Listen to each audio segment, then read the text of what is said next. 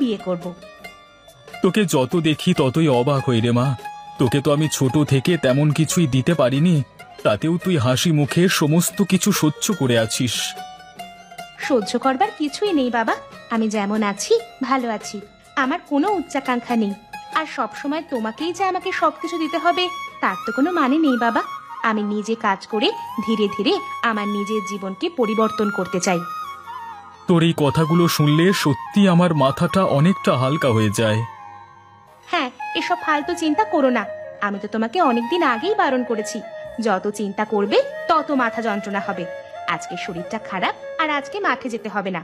কাল থেকে তুমি যদি এসব আজে বাজে চিন্তা করো তাহলে দেখবে তোমার কিন্তু খবর আছে।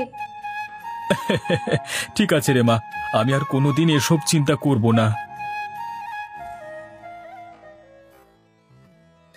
আসুন আসুন বুড়িমা, এই গরিবের সংসারে আপনার পায়ের ধুলো পড়লো। এই যে গিন্নি, কোথায় গেলে তুমি? এই দেখো দেখো, আমাদের বাড়ি থেকে এসেছেন।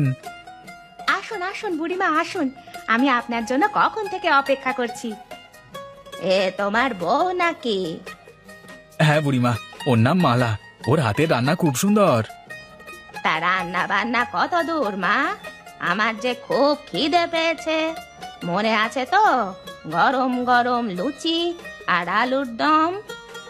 হ্যাঁ বুড়িমা, আপনি আমার ঘরে খাবেন আর আমার আপনার কথা মনে থাকবে না সে কি কখনো হয়?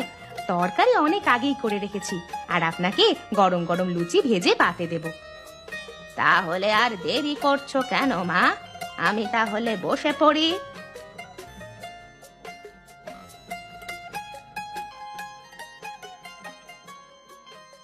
হুম, আহা, সত্যি রতন, তোমার গিন্নির হাতের রান্নার তুলনা নেই। খাবার মুখে দিয়েই মনে হচ্ছে যেন অমৃত খাচ্ছি। সবই আপনার দয়া বুড়িমা, আপনি প্রশংসা করছেন, এতেই আমরা ধন্য হয়ে গেছি। হ্যাঁ রতন, তো তুমি কোন ব্যবসা করবার কথা বলছিলে যেন? বৌমা, তুমি কিন্তু থেমে যেও না, লুচি দিয়ে যাও আমাকে। আমি বরং খেতে খেতে রতনের সাথে কথা বলি।